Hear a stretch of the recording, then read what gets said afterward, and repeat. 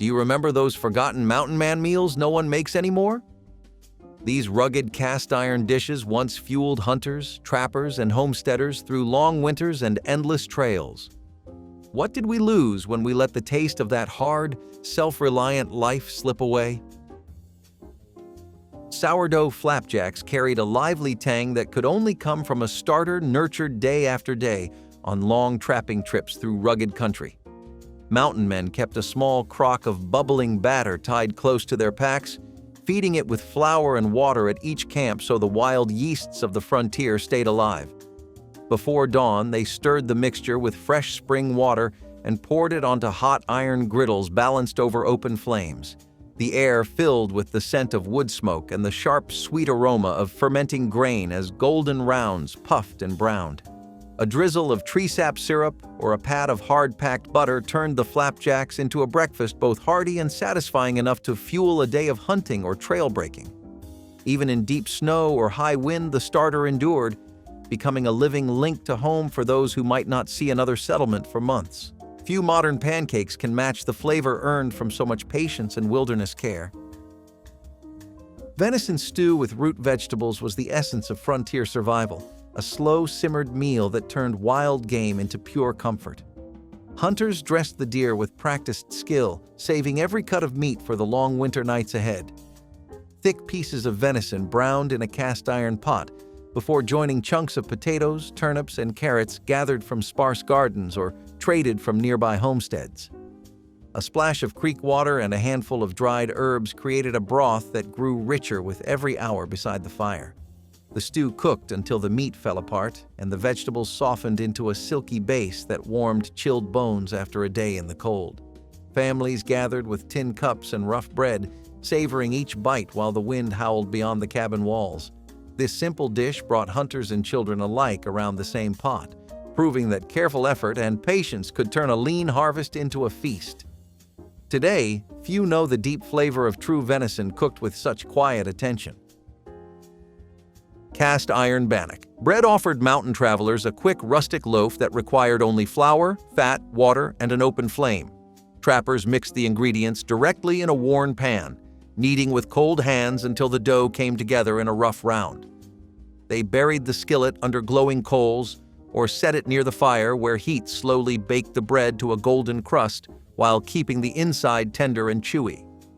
The smell of warm grain mingled with pine smoke and damp earth, giving the meal a grounding sense of place. Bannock slices served as breakfast with a smear of wild berry jam, or as the evening side to stewed meat and beans. It held up well for days, making it ideal for long treks when supplies were scarce and every meal had to be reliable. Many travelers swore the bread tasted better with each mile, as the iron absorbed stories of every camp. Modern kitchens rarely recreate that smoky, crackling crust earned only in the heart of the wilderness. Pioneer whole beans brought deep smoky richness to camps where slow cooking was a necessity and not a luxury. Cooks dug a pit in the earth and lined it with river stones heated in a roaring fire until they glowed red. A heavy pot filled with soaked beans, molasses, onions, and chunks of salt pork was placed inside, covered with more stones and earth, and left to bake overnight. Through the dark hours, the beans absorbed the heat and the scent of wood smoke, transforming into a dish of sweet and savory depth that greeted the dawn with irresistible aroma. Travelers would rise to the hiss of opening earth and the sight of steam lifting into the morning air. Served with rough bread or eaten straight from tin bowls, these beans nourished weary bodies after long days of hauling traps or splitting logs. The slow patience required feels foreign today, yet those who have tasted whole beans remember a flavor that no modern oven or stovetop can quite recreate.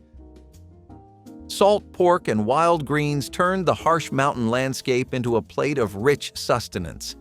Hunters carried slabs of salt-cured pork that kept for months without spoiling, slicing off pieces to fry in iron skillets until the fat rendered into a fragrant base. Foraged greens like dandelion, mustard, or young nettles were added to the sizzling pan, their bitter edges mellowing in the smoky drippings. A sprinkle of coarse salt and a dash of creek water finished the dish, creating a simple yet powerful meal full of essential minerals and fats. Mountain men praised the way the greens cut through the heaviness of pork, while the pork turned wild leaves into a feast worthy of the long trails.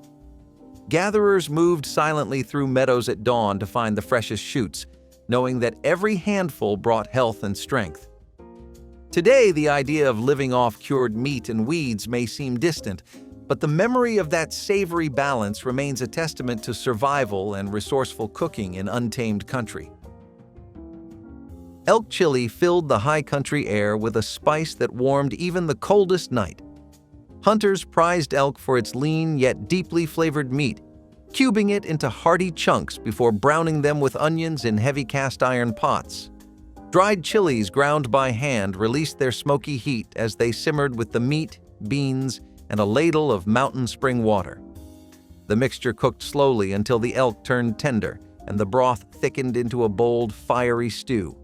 Camps smelled of pepper and pine as the chili bubbled, drawing weary travelers closer to the flames. A piece of hard bread or a handful of roasted corn often served as the only accompaniment, yet the chili satisfied every hunger.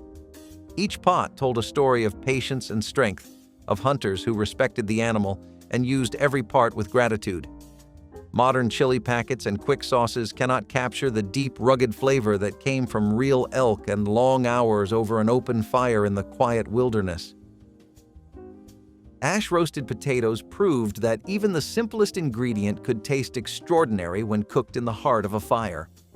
Whole potatoes, scrubbed clean of dirt, were wrapped in damp cloth or left bare and buried beneath glowing embers. The ashes sealed in heat and smoky aroma, while the skins blackened and the insides turned soft and creamy. After hours of slow roasting, mountain men raked the potatoes from the coals, brushing away soot to reveal steaming, fragrant flesh. A pinch of salt or a pat of butter transformed the humble tuber into a meal that felt almost luxurious after days of hard travel. The skin carried a subtle crunch, while the interior held the essence of wood smoke and earth, a reminder of the land that provided it. Gathered around the dying fire, companions shared the potatoes with quiet appreciation, knowing that such simple food could keep spirits high and bodies strong. Few modern campfire dishes match the pure satisfaction of ash-roasted potatoes eaten under a starlit mountain sky. Corn dodger cakes were dense patties of cornmeal fried in bacon grease, built to endure long hunts and endless trails. Trappers stirred ground corn with hot water and a touch of salt, shaping the mixture into thick rounds that held together without eggs or milk. Dropped into sizzling grease, they crisped on the outside while staying firm inside, creating a portable bread that resisted spoilage. Wrapped in cloth, the cakes traveled in saddlebags and coat pockets, ready to be eaten cold or warmed briefly over a fire. Their sturdy texture and rich smoky flavor gave quick energy to hunters crossing ridges or rivers. Many men claimed the taste improved after a day in the pack as the bacon fat soaked deeper into the corn. At night, the cake served as both side dish and main meal when meat was scarce. Today, the name survives mostly in old stories, but the hearty crunch of a true corn dodger remains a symbol of rugged independence and frontier practicality. Wild turkey. Pot pie turned a successful hunt into a dish of deep comfort on bitter mountain nights. Hunters cleaned the bird carefully, saving every piece of meat and simmering it with carrots, onions, and herbs until the broth grew rich and fragrant. A heavy cast-iron crust of flour, lard, and spring water was rolled thick and laid over the bubbling filling before the pot was set near glowing coals. Slow baking gave the crust a golden sheen while trapping steam inside so the turkey stayed tender and moist. Families gathered around the fire as the scent of roasting meat and pastry drifted through the cold air. Each slice brought warmth and gratitude, a celebration of skill and luck in a land where every meal mattered. Children learned the recipe by watching, knowing that success in the wilderness meant honoring the harvest completely. Modern kitchens rarely attempt such patient cooking, but the memory of wild turkey pot pie remains a testament to frontier hospitality and the enduring pleasure of a meal earned by hand. Rabbit and dumplings gave mountain families a way to stretch scarce protein into a feast when resources ran low. Hunters snared or shot cottontail rabbits, cleaned them swiftly, and browned the pieces in a seasoned pot. Water, onions, and wild herbs turned the meat into a savory broth that simmered for hours until every bone released its flavor. Simple dumplings of flour, fat, and cold water were pinched into the pot, where they puffed and softened, soaking up the rich stock. The meal offered nourishment and warmth after long days of trapping or woodcutting, its aroma filling cabins with a promise of comfort. Children eagerly waited for the first ladleful, while elders shared quiet stories of endurance and respect for the game that fed them. Today's store-bought meat and ready-made soups have replaced such deliberate preparation, but the memory of rabbit and dumplings lingers as a reminder of how patience, skill, and gratitude once turned a modest catch into a sustaining mountain supper shared with love. Bear-fat biscuits carried the taste of hard wilderness living and the quiet ingenuity of hunters who used every resource. When butter or lard ran out, rendered bear fat provided a rich, earthy flavor and the perfect texture for flaky biscuits cooked in heavy cast-iron pans over open fires. Hunters melted the fat slowly to remove impurities, then mixed it with flour, a pinch of salt, and cold spring water to form a soft dough that baked into golden rounds. The biscuits emerged tender inside with crisp edges that held the subtle smokiness of the bear itself, making them a breakfast strong enough to last through hours of tracking or chopping wood. Families living deep in the mountains often saved bear hunts for late autumn when the animals were fattened for winter, ensuring the rendered fat would last for months of baking and frying. Modern kitchens rarely use such an ingredient, yet those who remember describe a depth of flavor and resilience that ordinary butter can never equal, a flavor earned through effort and respect for the wild. Trapper's pemmican was the ultimate trail ration, dense and enduring, a food designed to keep travelers alive across endless miles of rough terrain. Hunters dried lean strips of game meat in open air or smokehouses until every trace of moisture vanished, then pounded them with stones into a fine powder. Dried berries such as chokecherries were crushed and mixed with the meat before hot rendered fat bound it all into a solid mass. Packed into rawhide bags, pemmican could last for months without spoiling, providing a powerful balance of protein and energy that fueled trappers through snowstorms and long hunts. Small pieces were eaten as is, while larger chunks could be boiled with water to create a quick stew on frigid nights. It required no fire, no cooking, only careful preparation and respect for survival knowledge passed from indigenous peoples to the mountain men who adopted it. Few modern snacks carry such history or concentrated strength, a reminder that the simplest ingredients once meant the difference between life and death on the frontier. Fire-roasted trout offered a meal as fresh as the rushing streams where it was caught. After a day spent following icy creeks, hunters cleaned the silvery fish with swift hands, sprinkling only salt and maybe a squeeze of wild lemon if fortune allowed. Green sapling sticks became natural skewers, holding each trout above a crackling fire until the skin blistered and the flesh turned opaque and flaky. The scent of pine smoke mingled with the sweet aroma of fish, calling companions to the circle of stones around the flames. No heavy pans or complicated spices were needed, only patience to turn the sticks until the meat cooked evenly. The first bite revealed pure mountain flavor, delicate and clean, a reward for hours of casting lines or setting nets in cold water. Modern anglers may pack foil and seasonings, but the unadorned pleasure of trout roasted directly over wood coals remains unmatched, a taste of wild rivers and clear night skies that nourished both body and spirit. Moose meatloaf turned the grand harvest of the northern woods into a humble yet deeply satisfying family supper. Hunters ground coarse cuts of moose with hand-cranked grinders, mixing the lean meat with breadcrumbs, eggs if they had them, and wild herbs gathered along the trail. Packed into heavy iron pans, the loaf baked beside a wood stove or campfire until its savory aroma filled the cabin. The moose's natural richness created a flavor far deeper than beef, while the slow baking kept the meat tender and moist despite the lean texture. Families sliced thick slabs to serve with root vegetables or simply on coarse bread for hearty sandwiches the next morning. In regions where moose ranged freely, this dish marked a successful hunt and promised full stomachs for days. Today it is rare to see moose on any menu, but the memory of a golden brown loaf steaming on a rough-hewn table lives on as a symbol of skill, gratitude, and the rugged abundance of a life close to the land. Homestead potato hash turned scraps and simple staples into a skillet full of comfort and sustenance. Settlers diced leftover smoked meat, onions, and hearty potatoes, frying everything together in hot cast iron until the edges crisped and the flavors blended into one savory bite.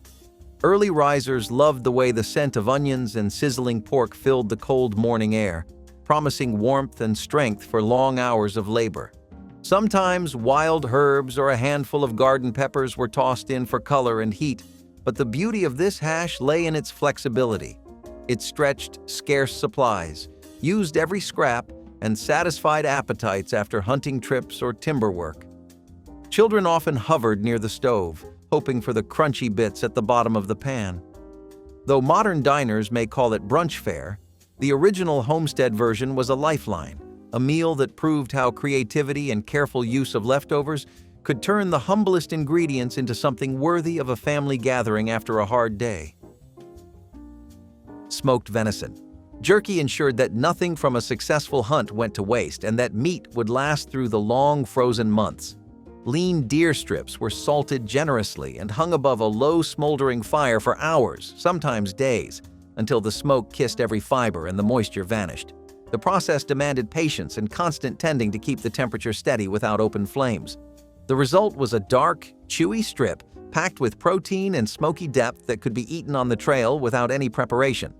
Hunters and trappers stored the jerky in cloth bags or metal tins, confident it would keep through weeks of travel. Children gnawed on pieces like candy, and adults often crumbled bits into stews for an extra layer of flavor. Even today, jerky remains popular, but few modern versions capture the true wilderness taste of venison, slowly dried over real wood smoke while wind rustled through the trees and snow crept along the ground outside the camp. Buffalo tongue stew was once considered a delicacy of the plains, offering rich texture and surprising tenderness that rewarded those willing to use every part of the animal. After a successful hunt, hunters cleaned the tongue carefully and simmered it for hours with onions, carrots, and a handful of wild herbs until the meat turned soft and silky. The broth thickened naturally, creating a savory base that clung to chunks of potato or cornbread dunked at the table. Around campfires or in frontier cabins, the stew became both celebration and sustenance, honoring the animal that provided so much. Children listened wide-eyed to stories of the chase while the fragrant steam carried through the crisp night air. This dish reflected a deep respect for nature's gifts and the understanding that waste was not an option. Today, buffalo herds have returned, but few cooks attempt the careful preparation of tongue, leaving this once-cherished meal largely forgotten except in the memories of those who knew its unique richness. Campfire Dutch oven. Peach cobbler turned rugged campsites into places of sweet reward after days of hard labor. Hunters or homesteaders opened precious cans of peaches saved from summer and poured them into a cast-iron pot, topping them with biscuit dough mixed on the spot. The lid was covered with glowing coals, and the cobbler baked slowly as night settled over the mountains. The scent of fruit and butter rose into the cool air, drawing every tired traveler toward the fire. When the lid lifted, golden crust revealed bubbling peach syrup that dripped onto tin plates. This dessert was more than a treat. It was proof that even in the wilds, a taste of comfort and celebration was possible. Children scraped the pot clean while adults savored the rare sweetness, knowing the peaches might be the only fruit for weeks. Modern camping desserts cannot match the simple magic of cobbler baked under stars with nothing but iron, fire, and patience to guide it. Mountain Man breakfast skillet greeted dawn with a hearty mix designed to carry workers through the toughest day. Potatoes diced small fried first in bacon grease until edges turned crisp, followed by onions, peppers, and scraps of last night's venison or elk. Finally, eggs were cracked directly into the sizzling mixture, their yolks mingling with the rich drippings to coat every bite. The aroma filled the campsite long before the sun crested the peaks, drawing even the most exhausted hunter from his blanket. This breakfast was never fancy but always reliable, offering protein, starch, and fat in perfect balance for long hikes or chopping wood. Families sitting near the fire shared the skillet straight from the pan, passing wooden forks and stories as steam curled into the morning air. Today, diners serve similar dishes, but the true mountain man version carries the unmistakable taste of open flame and fresh game, a flavor of pure endurance that cannot be recreated by any restaurant range or packaged seasoning mix. Forager's mushroom. Ragu transformed a handful of wild mushrooms into a meal that tasted of deep forest soil and clean rain. Hunters gathered chanterelles, morels, or other seasonal finds at first light, brushing off pine needles and slicing them into rustic pieces.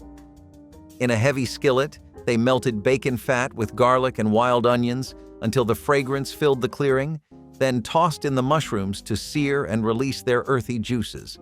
A splash of spring water or a spoon of cream, if available, created a silky sauce that clung to each tender bite.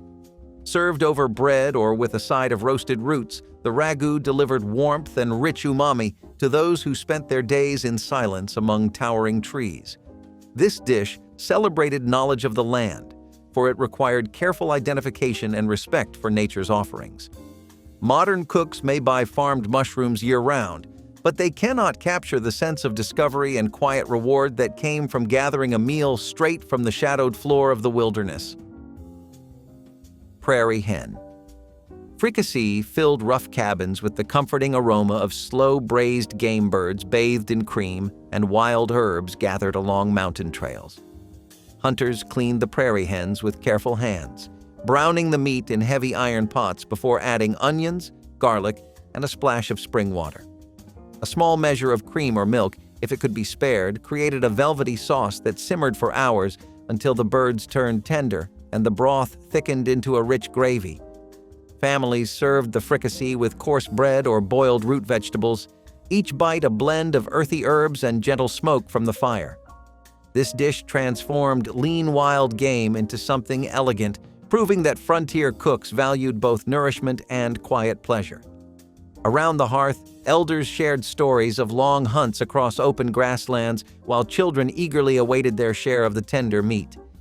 Though prairie hens have grown scarce and cream is no longer a rare treasure, the memory of this rustic yet graceful meal remains a tribute to patience and the simple luxury of good company.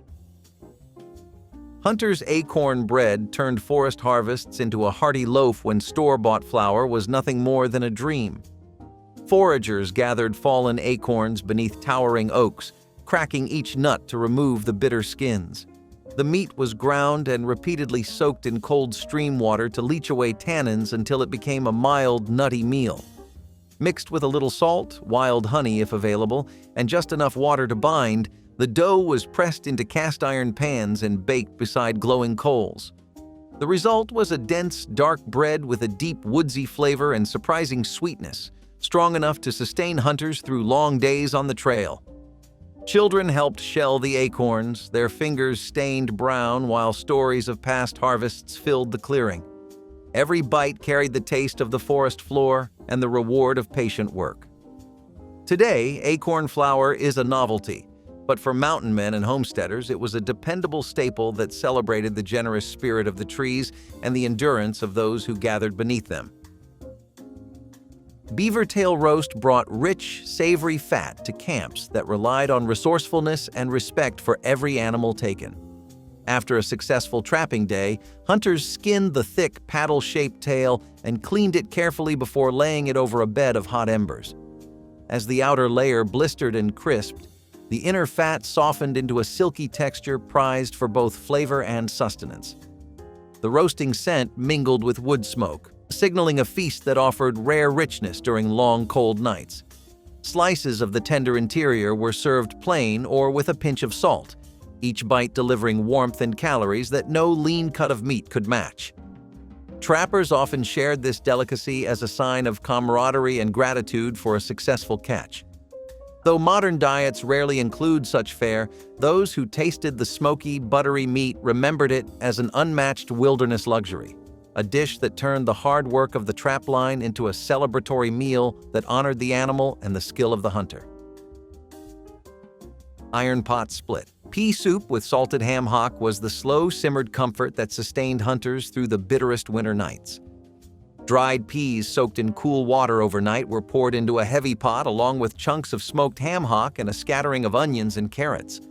The mixture bubbled gently beside the hearth for hours, the peas breaking down into a creamy base while the pork released deep smoky flavor. The scent filled cabins and canvas tents alike, promising warmth and nourishment when snow drifted high against the walls. Served with coarse bread or a slice of bannock, each bowl offered steady energy for long days of trapping or chopping wood. Children slurped it eagerly, the rich broth clinging to their spoons and warming their hands. This soup required little more than time and patience, yet delivered both comfort and vital strength. Today, quick-dried mixes cannot match the depth of flavor earned by a night of slow cooking over glowing coals and the quiet satisfaction of a meal born from simple ingredients. Wood stove. Corn pone was the quick answer to hunger when daylight faded and work refused to slow. Cornmeal mixed with salt, spring water, and a spoon of rendered fat formed a thick batter spread directly on the hot iron surface of a wood stove. The heat created a crisp crust while the interior stayed moist and hearty, releasing a toasty aroma that filled the room with anticipation. This simple bread needed no yeast or rising time, making it perfect for weary travelers and families returning from long days in the field. A slice eaten plain carried smoky sweetness, while a dab of wild honey or a drizzle of sorghum turned it into a rare treat. Children loved the crunchy edges and cooks loved the speed, proof that a satisfying meal could be made from the humblest ingredients. Modern ovens may produce perfect loaves, but they cannot capture the flavor of corn pone cooked directly on iron heated by crackling wood, a taste tied forever to the rhythm of frontier evenings. Wildberry buckle turned foraged fruit into a dessert that brightened even the roughest mountain camp. Gatherers filled baskets with blackberries, blueberries, or raspberries, their hands stained with juice and scratched by brambles. The berries were tossed with a little sugar and poured into a greased cast iron pan, then covered with a thick batter of flour, eggs if available, and a touch of cream or buttermilk.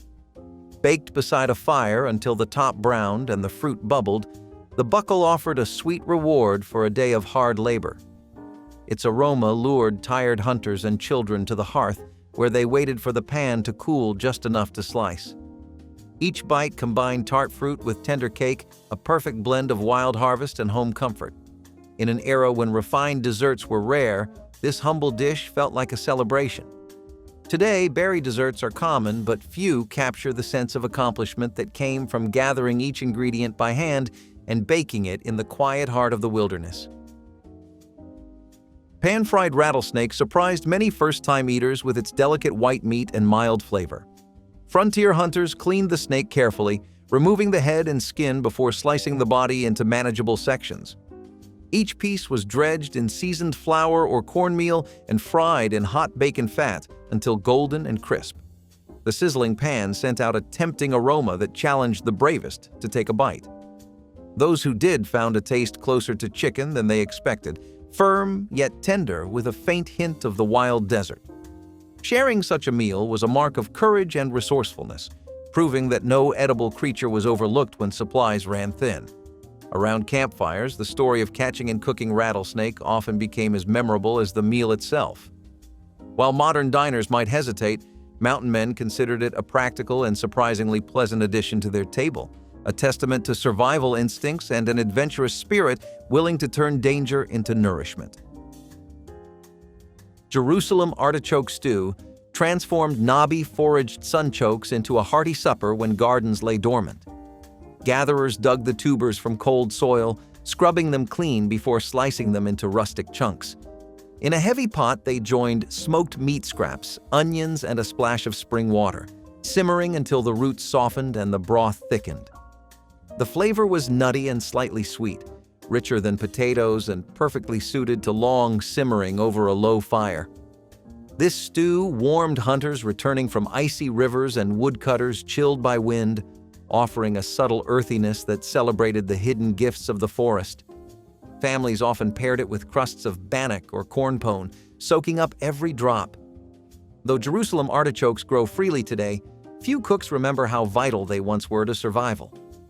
This dish remains a quiet reminder that true abundance often waits beneath the surface, discovered only by those willing to dig deep into frozen ground for the nourishment hidden there.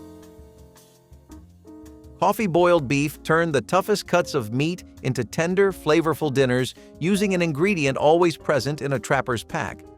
Hunters browned the beef lightly, then poured in strong black coffee instead of water, letting the liquid work as both tenderizer and flavoring agent. As the meat simmered for hours, the coffee's bitterness mellowed into a deep, smoky richness that mingled with garlic, onions, and a pinch of salt. The result was beef that melted beneath a fork, infused with a subtle roasted taste unlike any ordinary stew. Around the fire, travelers relished the aroma that promised warmth and strength after long days of hauling gear or setting traps. This clever use of a morning staple showed how frontier cooks wasted nothing and found new purposes for familiar supplies.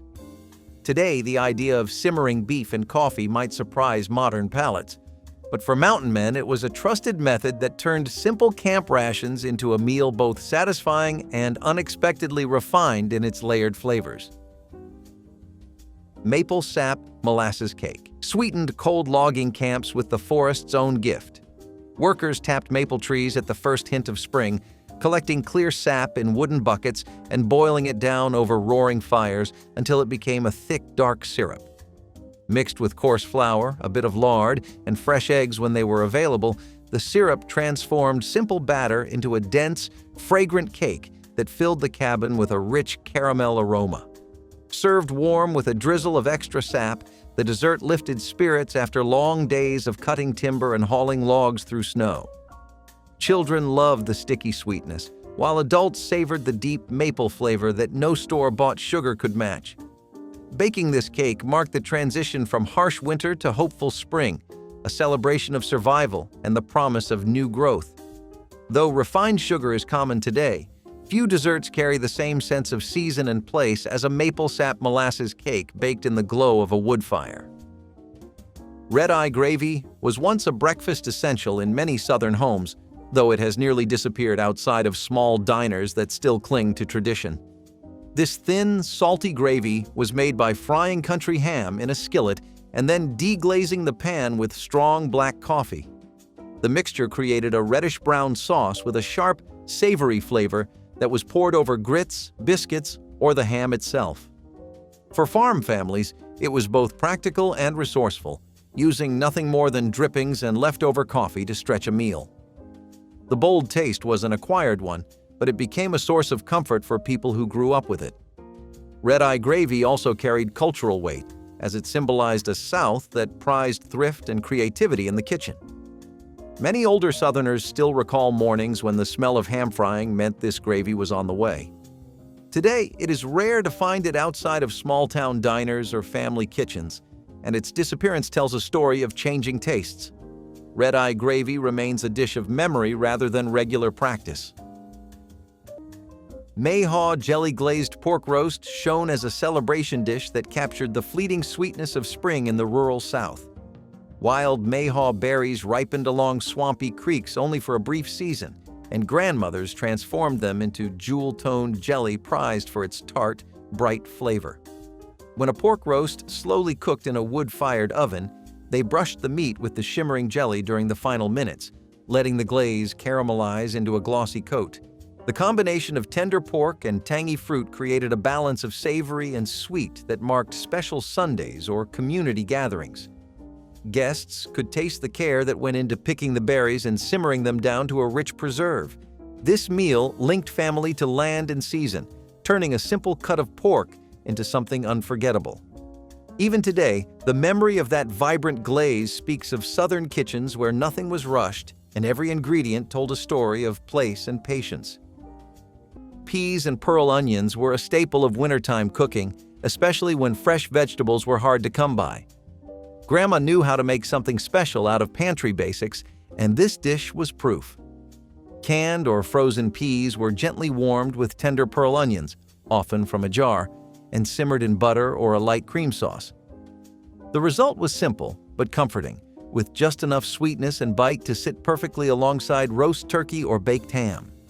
You would see it on holiday tables, often scooped out of a deep ceramic dish with a worn wooden spoon. Some families added herbs like thyme or parsley, but the heart of the recipe never changed. It was about taking small, soft vegetables and giving them care, warmth, and just a bit of love. Peas and pearl onions did not shout for attention. They were the quiet kind of dish that stuck with you anyway. They are almost never made anymore, except by the rare home cook flipping through a dusty cookbook. But for the folks who remember, one bite can bring back a dozen meals from long ago. Tomato aspic with celery and olives was one of those curious gelatin-based sides that ruled vintage cookbooks but slipped quietly off dinner tables as times changed. You would take savory tomato juice or seasoned broth, mix it with gelatin, and suspend chopped celery, olives, and sometimes hard-boiled eggs inside, then chill it in a mold until firm. It sounds strange now, but back in the 1950s and 60s, molded salads were a symbol of pride and resourcefulness, showing up at luncheons, holiday dinners, and potlucks all across America. Tomato aspic was considered elegant, even a little fancy, turning pantry staples into a glossy, structured side that balanced out roast meats, fried chicken, or whatever leftovers you had. Families leaned on recipes like this to stretch groceries and bring something unique to the table without spending a fortune. It looked impressive, it used affordable ingredients, and it made even the simplest meal feel dressed up. You might not see tomato aspic much today outside of retro cookbooks or quirky food blogs, but back then, it was proof that creativity and practicality ruled the kitchen, no matter how odd the presentation looked.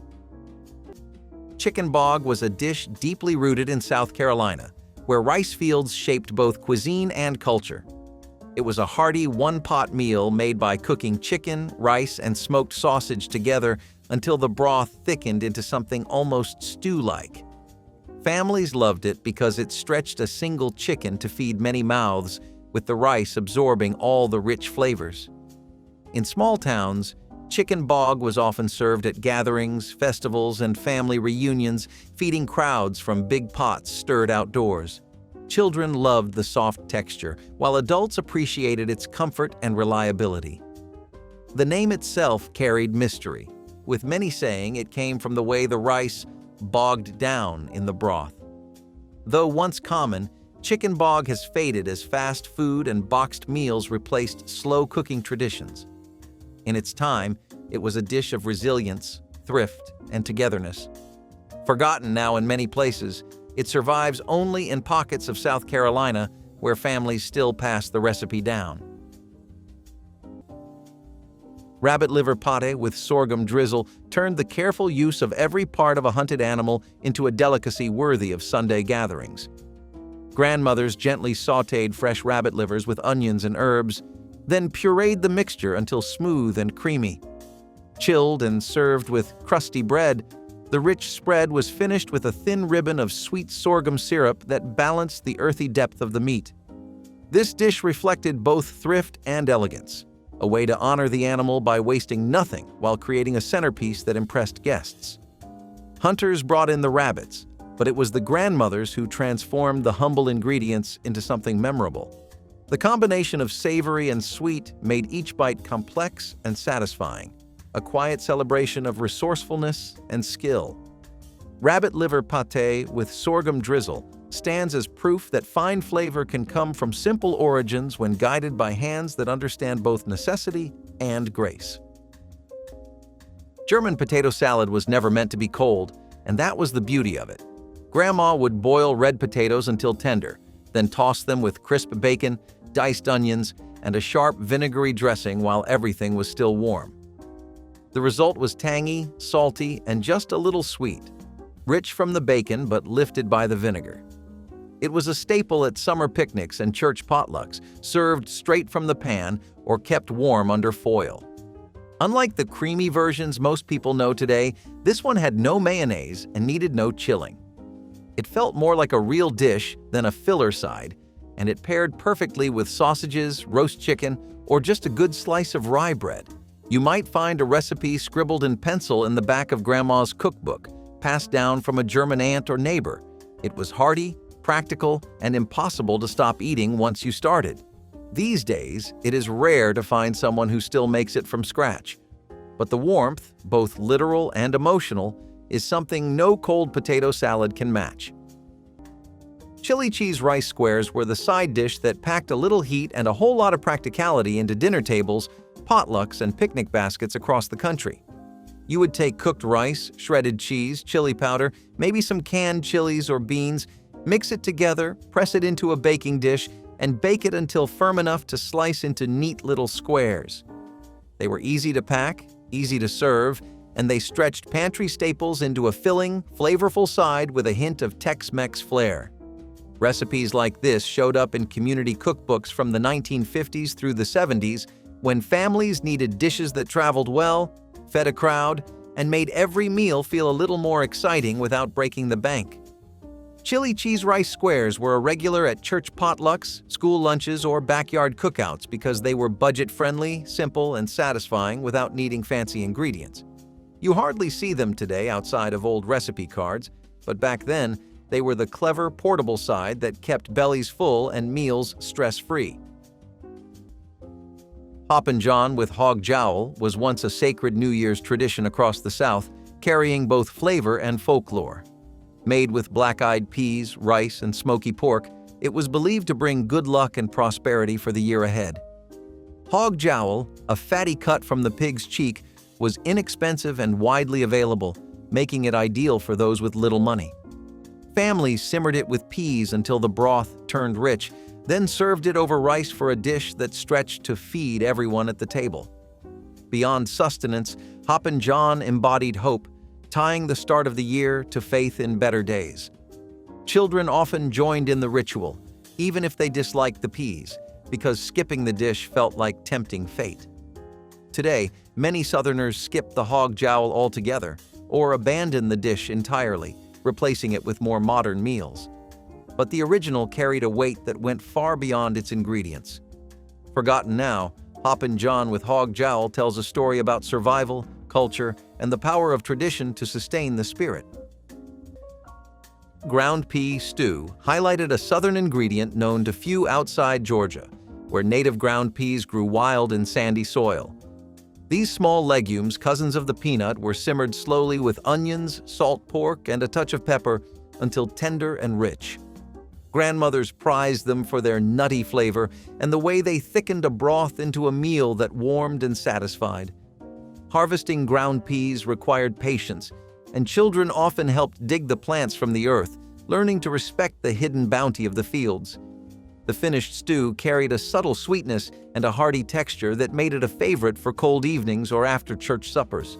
Served with hot cornbread, it demonstrated how regional knowledge and careful cooking could create flavors unknown to outsiders. Ground pea stew remains a symbol of Southern diversity in ingredients and the intimate connection between family kitchens and the wild landscapes that sustain them. Rice-stuffed bell peppers were a dish that turned summer garden bounty into something worth remembering. Grandma would take big, shiny peppers, green or red depending on what grew best, and hollow them out with care. Then came the filling: cooked rice mixed with cheese, vegetables, tomato sauce, and sometimes ground beef or beans. She would bake them until the peppers softened and the tops browned just slightly. The dish smelled like comfort itself, bubbling quietly in a worn-out casserole pan. These stuffed peppers were served warm, but tasted just as good the next day out of the icebox. They were frugal, filling, and full of flavor, ideal for feeding a crowd with just a few ingredients. For many families, they were a way to use up leftovers and still put something beautiful on the table. The colors alone made them feel like a celebration. They are still made here and there, but often buried under cheese or too fussy to feel the same. The original ones were about balance, vegetables doing the heavy lifting, rice carrying the weight. They were summer in edible form, baked in love. Cottage cheese Jell-O salad was one of those curious creations that somehow became a potluck staple all across America. It mixed creamy cottage cheese with lemon or lime gelatin, and if that was not bold enough, people often added celery, grated carrots, or pineapple chunks. You would walk into a family reunion or church dinner in the 1940s, and there it was, wobbling in all its glory next to fried chicken or meatloaf. People loved it because it looked presentable, stretched ingredients, and felt like something special during tight grocery budgets. You might not see it on modern tables, but back then, molded salads were more than a trend. They were pure kitchen creativity when you had to make do. This one came straight from old community cookbooks with curled pages and faded ink, the kind passed down through families who knew how to stretch every dollar. Tomato aspic was once a staple at luncheons, garden clubs, and church suppers across the South, though it baffles many people today. Made with tomato juice, gelatin, and seasonings like onion or celery salt, it was poured into molds and chilled until firm. Often, it was served sliced or cubed alongside salads, meats, or even sandwiches. For many women hosting luncheons in the early to mid-20th century, tomato aspic signaled refinement and creativity. The bright red color gave plates a decorative touch, and the savory tang paired well with richer dishes. Some families enjoyed it with mayonnaise or cream cheese to soften the bite, while others garnished it with herbs. While the idea of tomato gelatin may sound unappealing today, back then it was viewed as sophisticated and practical, especially in hot climates where chilled dishes offered relief. Tomato aspic was not born of hardship, but of style, showing how Southern cooks followed national trends while adapting them with local ingredients. Its absence today marks a shift away from elaborate molded salads toward simpler fare. Cane skimmings. Syrup bread turned what many would discard into a sweet treasure of the southern sugarcane fields. During the fall harvest, syrup makers skimmed the frothy foam that rose as cane juice boiled down into dark syrup. Rather than waste this flavorful byproduct, grandmothers folded it into quick bread batter made from cornmeal, flour, and fresh farm eggs. Baked until golden, the loaf emerged fragrant with a deep caramel note and a hint of the fields where the cane grew. Each slice carried the essence of the harvest and the ingenuity of cooks who valued every drop of sweetness. Served with butter or eaten plain, it provided a treat that celebrated the end of long days of work in the mill. Cane skimmings syrup bread reflects a culture of resourcefulness and respect for the gifts of the land, proving that nothing gathered by patient hands was ever truly wasted when a grandmother's kitchen stood ready to capture its flavor. Green tomato relish was one of those tangy little extras that brought bold flavor to plain meals even when the pantry was bare. Grandma would take firm, unripe tomatoes, too stubborn to ripen before the first frost, and chop them finely with onions, peppers, and vinegar. Add sugar, mustard seeds, and celery salt, and you had a thick, bright relish that woke up whatever it touched. It was spooned onto meatloaf, smeared onto sandwiches, or set in a bowl next to pork chops and roast chicken. It had that vinegary punch that made you sit up a little straighter with every bite. People canned it in glass jars and lined their shelves with it like treasure. It was a late summer ritual in many homes, part of the rhythm of putting up food for winter. Green tomato relish was born out of waste not thinking, salvaging fruit that otherwise would rot on the vine. But it also brought a surprising brightness to heavy meals. You almost never see it now, not even in farmers' markets. But anyone who tasted it remembers it sharp, sweet, and impossible to forget. Baked cheese grits casserole was the kind of rich, creamy side dish that made Southern tables feel whole, showing up at Sunday dinners, holiday spreads, and community potlucks when comfort food was king. You would cook up grits until soft, mix in butter, cheese, eggs, and sometimes a little cream, then bake the whole thing until bubbly with a crisp golden top. It was hearty, affordable, and easy to pull together with pantry staples, making it a go-to for feeding families, friends, and neighbors without breaking the bank. Baked cheese grits casserole came straight from the pages of old cookbooks, the kind tucked in kitchen drawers or passed down through generations in handwritten recipe cards. Families leaned on dishes like this because it stretched ingredients, filled plates, and added that creamy, comforting balance to heavy main courses like ham, fried chicken, or pork chops.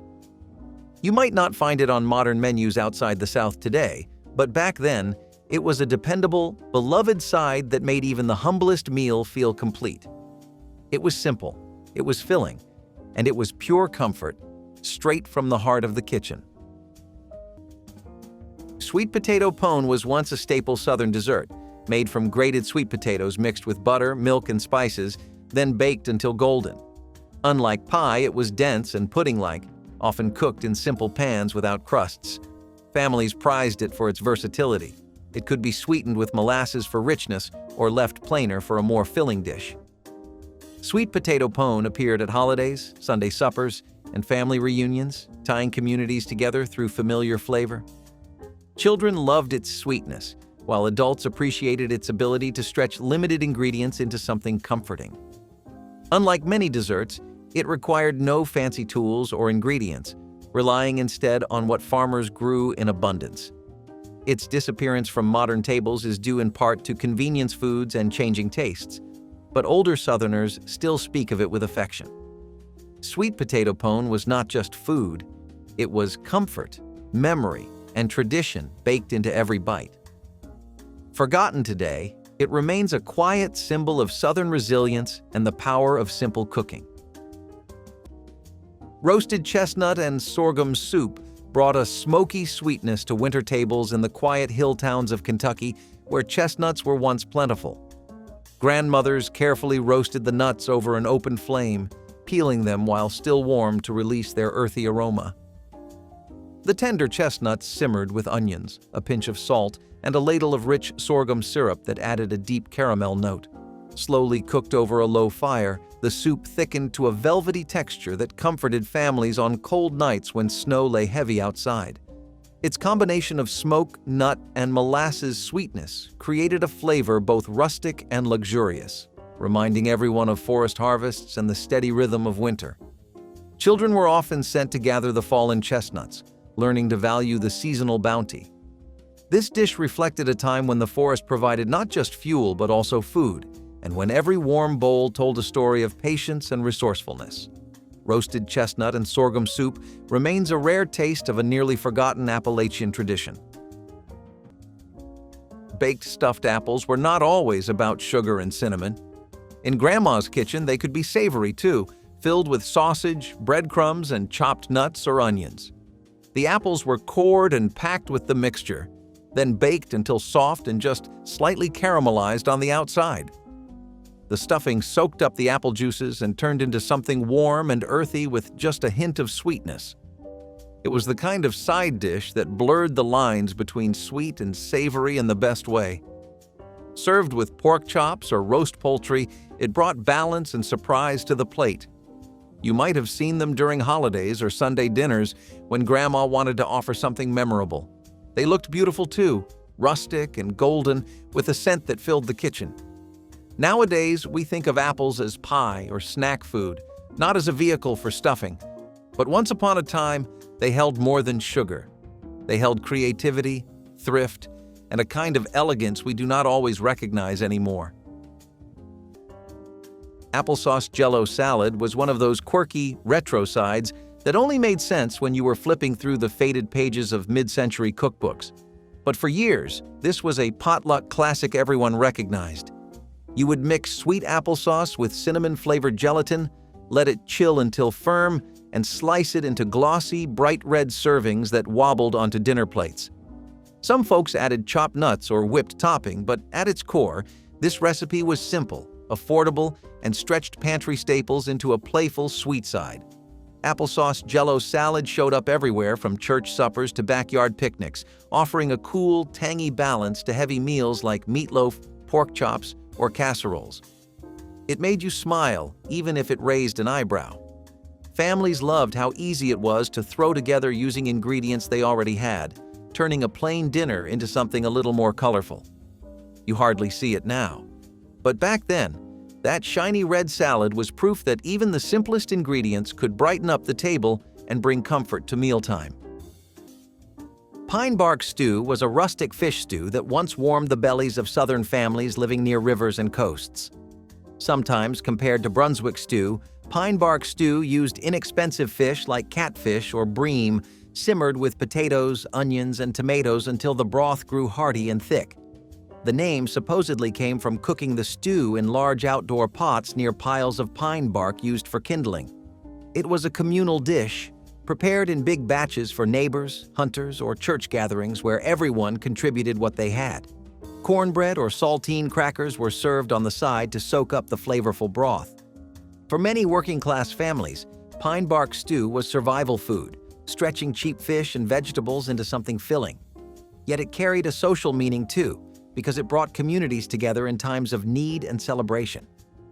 While hardly known outside of old fishing towns today, its memory lives on in stories told by grandparents. Its fading presence marks the loss of one more piece of Southern identity, rooted in resourcefulness and togetherness. Pickled watermelon rind. Fritters turned what most would throw away into a crunchy, tangy treat that surprised visitors with every bite.